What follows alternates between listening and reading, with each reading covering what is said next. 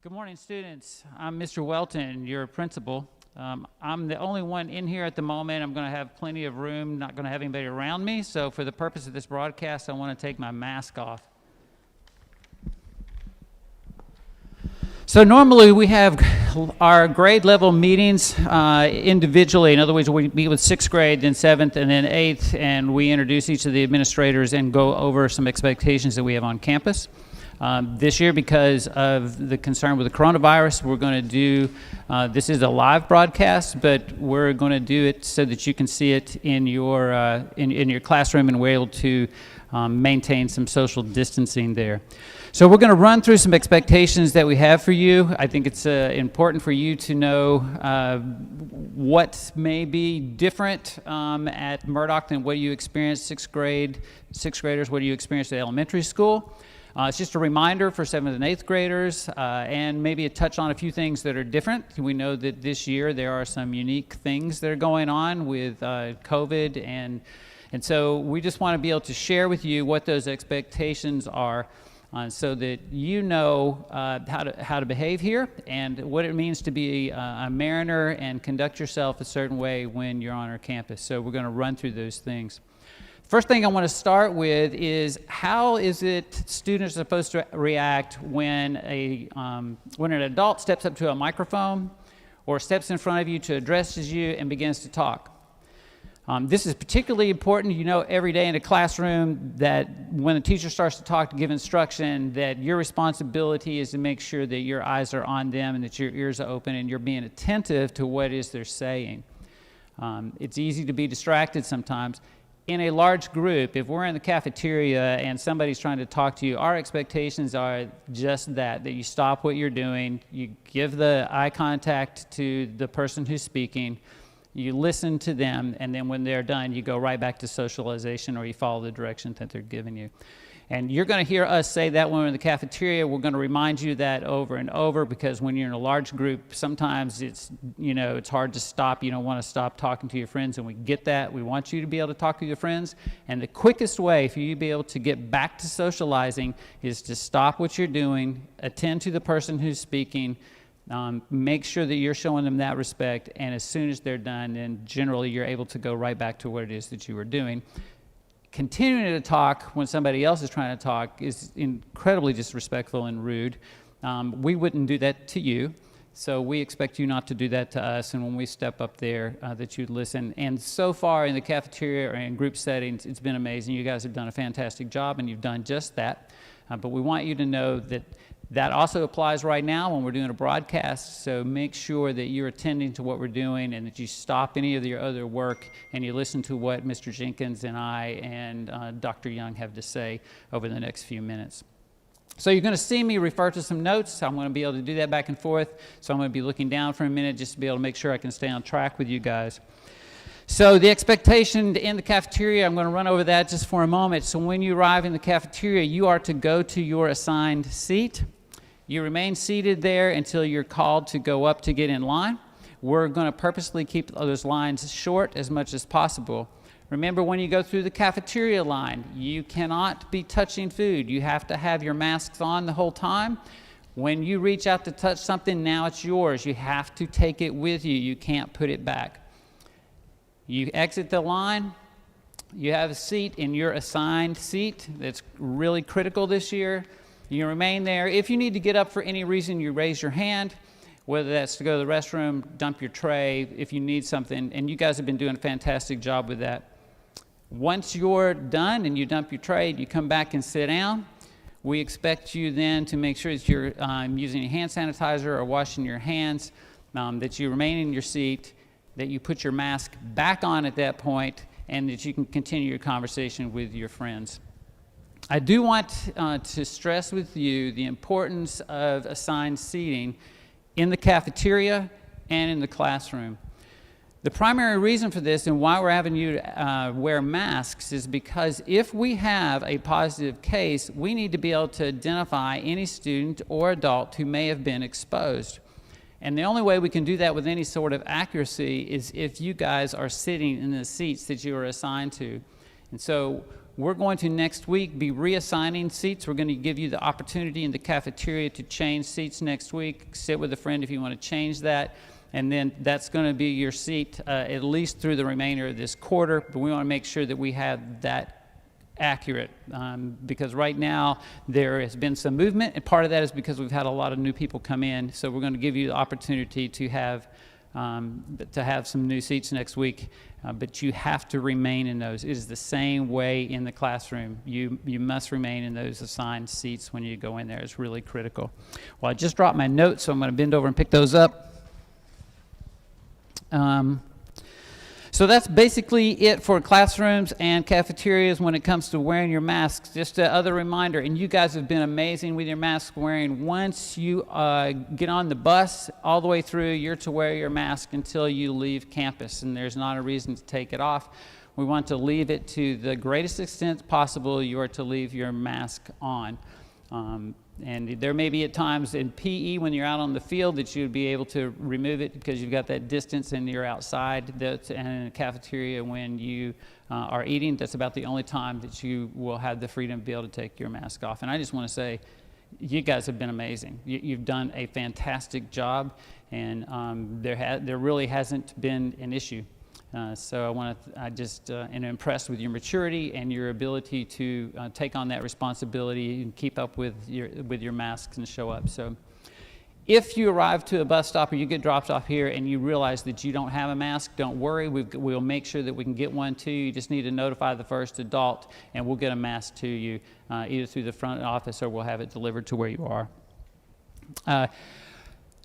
This year, you know that handling textbooks is a little different, that we have gone to Chromebooks. All the students should have their Chromebooks now. And what's really important here is, I know it's a big ask, but we are asking you to be responsible students and to take care of this property just at least as careful as you would your phone, if not more. The truth is your Chromebook is not as durable as a phone, so you're going to need to treat it even with greater care than you would with your phone.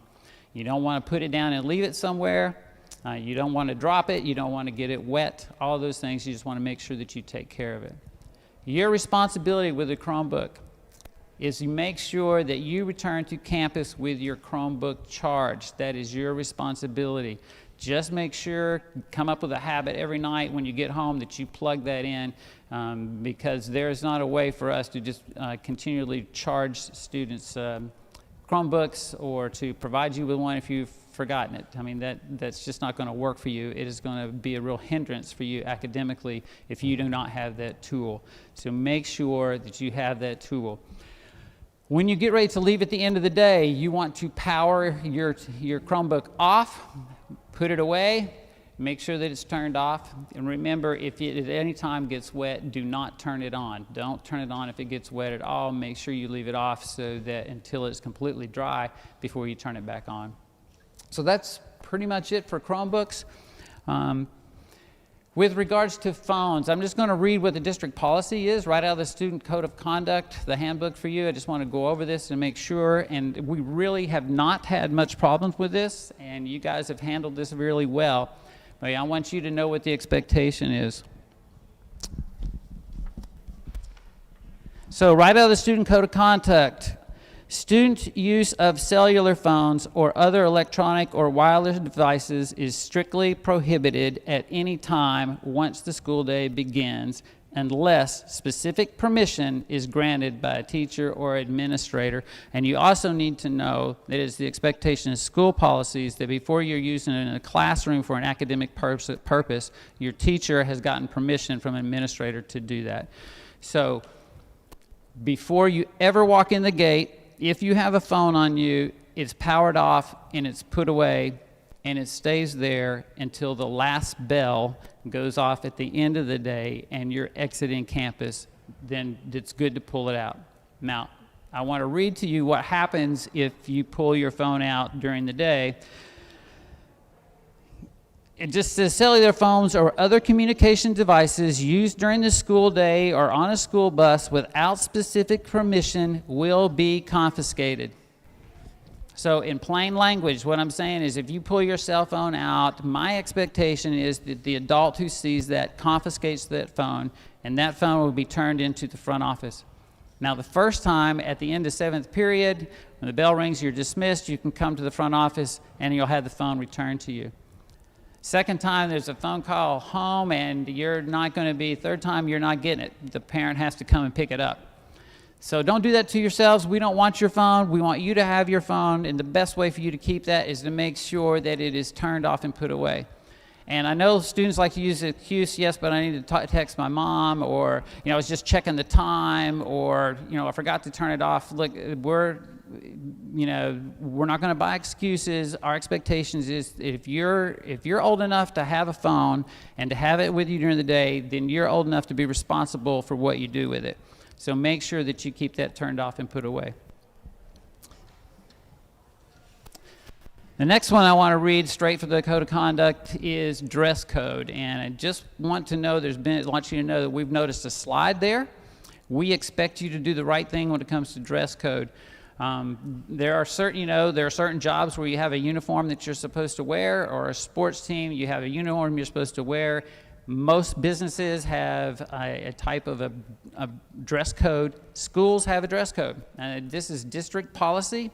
It doesn't mean that we don't like what you're wearing. It just means that there's an expectation that you wear certain clothing when you come to school, and you wear the clothing,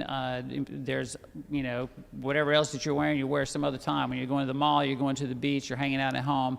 It's not the same as when you come to school. And you need to be able to think of that differently and dress accordingly. So just so we're real clear, and 6th graders, I really want you to listen to this, because there's a difference between what dress code is okay in middle school and high school and what's okay when you're in elementary school. But everybody needs to catch up on this particular one as well. So first, it just says undergarments are to remain unexposed. That means we should not see bra straps. We should not see underwear. Guys, their pants. I'll just read it. It says pants, skirts, shorts, shirts, dresses whose lengths are about the knee or longer when standing. That's how long it has to be. So if you're in a pair of shorts, it needs to be just about right around your knee. If you have on a dress or a skirt, you can have a very nice looking dress, a very nice looking skirt on, ladies. But if it is short, it's not appropriate for school. It doesn't mean that it's not an appropriate dress. It just means it's not the right attire for where we are. We expect it to be at the knees. When it comes to jeans, I just want to read it to you. Pants with tears or rips above the knee can only be worn, and this is important, with clothing that covers exposed skin. In other words, you can't stick a piece of paper in there or put a piece of tape over it or something along those lines. You have to have either shorts or leggings or something underneath there. So if you've got holes above the knee that shows skin, that's a violation of dress code, and that's the one we struggle with the most. I would just say, just label those pants that have the rips in it as what you do for fun, and when you're socializing or you're meeting up with your friends, that's great, but it is not appropriate for school. So I want to make sure that you understand that the clothing there must be about the knee. The other piece is no undergarments. Anything that you're wearing, okay, whether it's a skirt or a pair of pants or a shorts, they have to be fastened at the waist, not down here. Not dropping down so and it doesn't matter whether it's gym shorts or another second pair of pants. This is what guys like to tell me, but it's just a pair of gym shorts. That's not what the dress code says. Dress code says the pants have to be fastened at your waist. And is it you dress how you want when you're not here, but we don't want you to get in trouble. Our job is to enforce this. We just want to make sure that you understand what the expectation is. So make sure that your pants are fastened at the waist. Ladies, make sure that your bra straps are not showing, and make sure that the length of your clothing is correct. The only other real item when it comes to attire is that there are certain symbols that are not okay on campus. Anything that advertises alcohol, tobacco, drugs, firearms, promotes any kind of violence, those things are prohibited.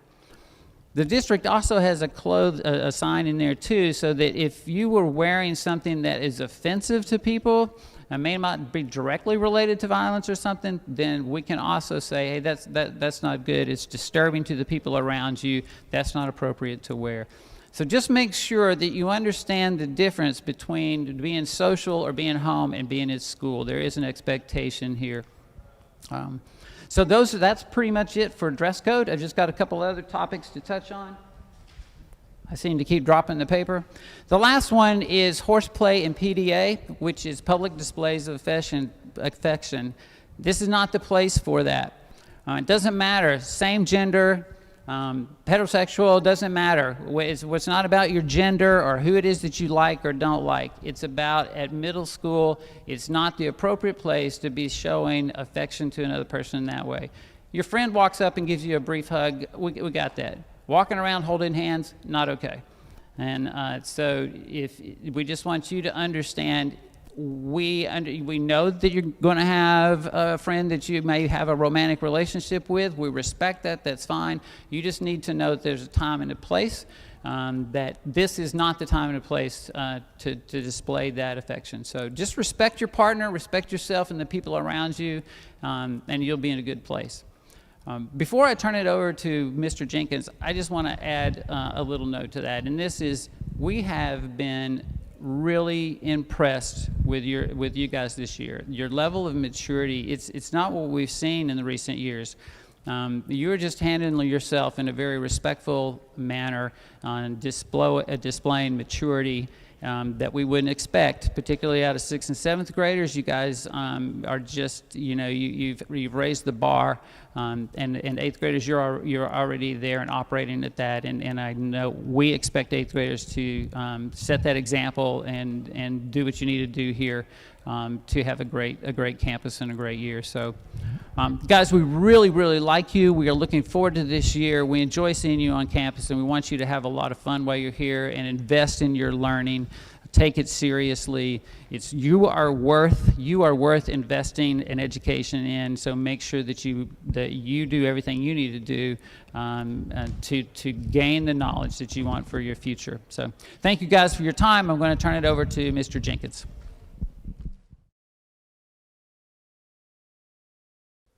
Good morning, students, and good morning, staff. And I'm going to go ahead and I'm going to follow Mr. Welton's lead. And since no one is here, I'm going to go ahead and take off my mask, so hopefully you can understand. Students, just to continue the momentum that Mr. Welton alluded to, we are so very impressed at the start of this year. Students are doing a very, very good job in behaving. So to make sure and ensure that we continue to be on the same page, that's why we are speaking to you this morning, so that we can clarify everything and again, get on the same page so there is no confusion. Let's go throughout the day and start with buses in the morning. When you are at your bus stop, the expectation is for you to have on your mask, number one. Number two, there should not be any horse playing, no running around, no hitting, no kicking, none of that type of behavior. You stand at your bus stop, you talk to your peers, and you wait on your bus. Again, when you get on the bus, your mask should be on. I tell students every year, your responsibility is to get on the bus in your assigned seat and have a nice bus ride to school. It is not to create chaos. It's not to get out of your seat and walk up and down the aisle. Those things are not prohibited on the bus. And again, I say it every year, you don't have to pay for the bus driver. You don't have to pay for gas. All we're asking you guys to do is get on the bus, sit down, talk quietly to your peers, and have a safe ride to school. Once you are here, you have two places to be in the morning. Number one is in the cafeteria. I want you to get out the bus, go straight to the cafeteria, eat your breakfast. After you eat your breakfast, the second place for you to be is in your pods. So if you're in the 7th grade, you should be in the G pod, 8th grade in the B pod, and 6th grade in the D pod. Now, what we want to get away from, which we haven't had a great deal of at the start of the year, and that is kudos to you guys, is the fact that we do not want students to go to the pods, hang out with their peers, talk to their friends, and then go eat breakfast. Because if that is the case, then you're going to be late going to your first period class. So again, the plan for you is off the bus, to the cafeteria to eat, to your pods, so you be ready to rock and roll when the bell rings for your first period. The gates open at 8:45 every morning. So they're open on the bus ramp at 8:45, and they were open when you get dropped off in front of school. And again, that's when we start today, and for you to go to your 2 places. Last year, I want to talk about tardies for a second. Last year, just so that I would know, I timed myself walking at a casual pace, not speed walking at a casual pace to the furthest class in G-Pod, all the way to my car in front of school. It took me exactly 3 minutes and 47 seconds at a casual pace, 3 minutes and 47 seconds. And that is the furthest distance on campus. G-Pod, furthest class to the parking lot. So what am I saying? What is Mr. Jenkins saying? I am saying that we have 4 minutes between classes, between our transitional period from class to class. And with that 4 minutes, that is ample time for you to be in class, get to class on time. So please, keep the socializing at a very, very bare minimum. Say hello, say goodbye, and get to class on time, because teachers are going to record tardies, and then we will have plans in place for students that do not get to class on time. But again, nobody's doing that at this point. You guys are doing a great job, fantastic job getting to class. So again, we want to continue that momentum. So thank you guys for doing that.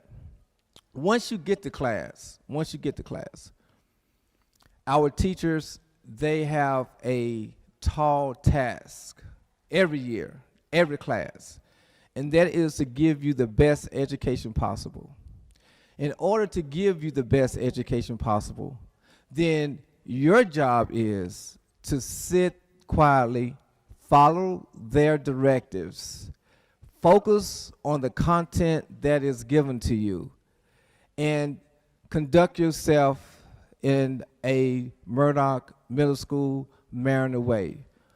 No foolishness, no chaos, no disruptions, because what happens if you decide to make a poor choice? The teacher has to redirect and correct you, which is taken away from her instructing. And that is not fair to the rest of the students in your class. And again, that is not happening. So, kudos to you again for making great choices, and I know that you will continue to do so. But our teachers are going to bring their A game every day. We have a phenomenal staff here at Murdoch. So you have to respect them and bring your A game every day as a student. And if that occurs and continue to occur, great things are continuing to happen. So thank you guys for doing that. Class assignments, we have a different method this year with our Chromebooks. So make sure that if you're giving class assignments and homework, that you do your job, again, follow through, get your work done.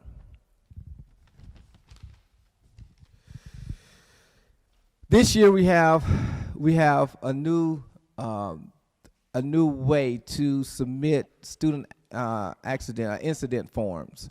If you go to ClassLink, if you have an issue, if you have a situation, if you have a problem, and you need to submit a school incident form, then you go to ClassLink and you will find that icon. And then you will complete that form. It will come directly to administration, and then your situation your issue will be addressed. And that leads me into something that I take very serious. We all take very serious because it's a very serious item or situation, and that is bullying.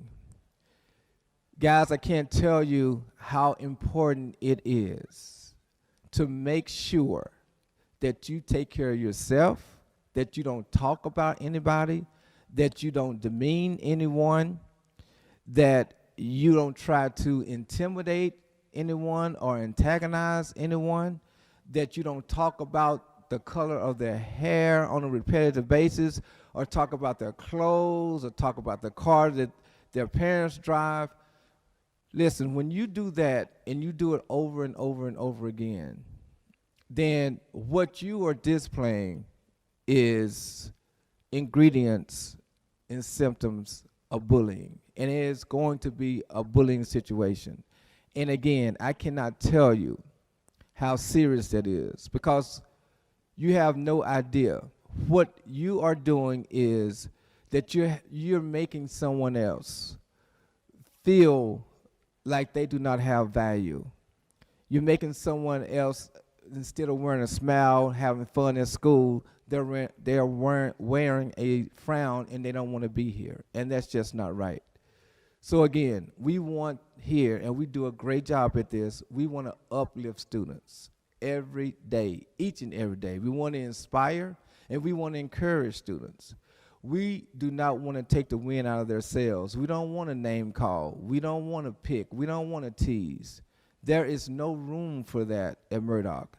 And again, if that happens, then that's a very serious infraction, and that's the way it will be dealt with. And guys, we don't want to go down that route. We just don't. We don't, because it is not a win-win for anybody involved. Not on our end, because we have to enforce the penalty or the consequences for bullying, and not on your end, because chances are you'll be missing days of school, and we don't want that. It's not a win-win for anybody. So that, again, tend to our own business, encourage, inspire, and we're going to be okay. Now, bullying used to, if it occurred back in the day when I was coming up, because we didn't have all this technology now, it would just be word of mouth. Now, of course, you have a lot of media outlets, cell phones being the biggest. So if you talk to your friends and you talk about somebody, that's called cyberbullying, and you don't want to get involved in that either, because what students do is they take screenshots of what is being said about them. They come to school, they bring it to our attention. We see that it's been ongoing, that you are antagonizing someone, and again, that is bullying, and we want to stay far, far away from that. So again, thank you guys for not doing that, and thank you guys for being kind to each other, and that's all we want to do. Again, uplift. On another note, sporting events and activities are going to start in October. I think practicing, I think volleyball is the first one out the door, and then go into basketball. But what is surprising to some students is that they are so excited to go to tryouts, want to try out for the team and play on the team. And we want everyone to have that opportunity. However, if you do not have a grade point average of a 2.0, then you will not have the opportunity to play in sports and sporting activities for our school and represent our school. And again, we want to give everyone that opportunity. We don't want anyone to be surprised at all. So please do your work in the classroom. Make sure you stay on top of things, because when it gets time to fill out those forms and take physicals, and your adrenaline is going because you're so excited, and then if someone have to tell you you did not make it because you didn't have a 2.0, that is not handling your business in the classroom. And again, we want you to have that opportunity. These are years that you would never forget. As I'm sitting here talking to you, I remember my sporting events that I participated in middle school. some of the best times of my life, and we want you to have that opportunity too. You will never forget it. So handle your business in your classroom, handle your academics, so that you'll be afforded that opportunity. We're going to get more and more to our after-school clubs and activities. With that being said, your sponsors will contact you of when those days and times are going to be. And what's very important about that is to make sure that your ride is on time, because it would be unfair to your sponsors to have to stay here 5:30, 6 o'clock waiting on someone to pick you up. So make sure that you're here on time, your parents are here on time to be picked up as we get off and running with our clubs in the very near future. Last but not least, dismissal. When the final bell rings at 4:10, you should treat it just like your 4-minute transitional period from period to period. Our buses should be off the ramp 4 to 5 minutes after the final bell. What does that mean? That means that you cannot take this time to socialize. We can't have students in the A grade pod in B building walking to try to find their friends in G building or D building. It's not that time, guys. We have to clear this campus as soon as possible. Parents are waiting on students to get off their bus. We have to get students on the bus so the bus drivers can start their routes as soon as possible. So on the final bell at 4:10, again, your job is to get to the bus. Again, follow the rules of the bus. Have a seat, good manners, get to your destination, and everything will be peachy and cream. And that would be a great day. But do not stay here and try to socialize and to delay everyone else. That's unfair to them. That's unfair to the bus drivers. And if that is the case, then we'll have to find another way for you to go home.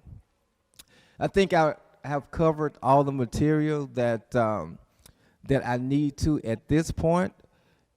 Again, like Mr. Welton alluded to earlier, you guys are off to a fantastic start. We are so very proud of you. Keep up the good work and doing great things. And this is going to be a phenomenal year for our staff, for our students, and for everyone involved. Have a great day. Take care of yourself, and always mind your business. Do a great job. Thank you. Hi Mariners, welcome to the 2020-2021 school year.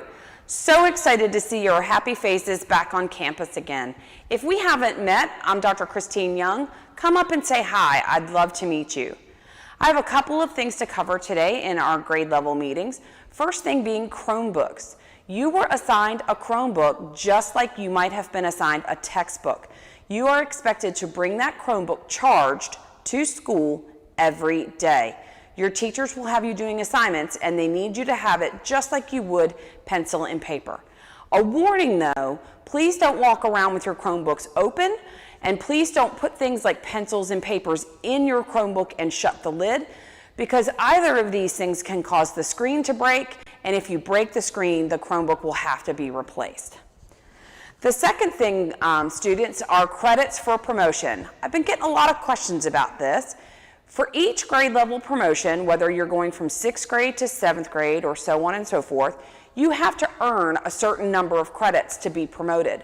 In order to go to high school on time, you have to earn all 12 required credits. If you have an F in a class at the semester, you might get placed in a class called credit recovery. Come see me if this happens and I will explain it to you. But for the most part, I need you to be aware that your core classes have credits attached to them, and if you do not earn them because you've earned an F, you'll have to make it up. And finally, I know many of you were disappointed this year with the schedule that we ended up having due to COVID. The master schedule had to be changed, that couldn't be avoided, and some of the classes some of you were anticipating had to be removed. We know that that's been tough on some of you, but if you need a schedule change because something is wrong with your schedule, I encourage you to talk to your school counselor. We can't make changes based on preference at this time, and many of our classes, such as Spanish 1, are full. So you might be turned away if you make those kinds of requests. But if something's wrong in your schedule, we're going to try and help you fix it. So I encourage you to talk to your school counselor. And finally, any of you that want to participate in band, make an appointment with your school counselor and they can explain the process for getting into the band classes. We want everyone who wants this opportunity to have that opportunity. I hope to see you around on campus, and until next time, bye guys.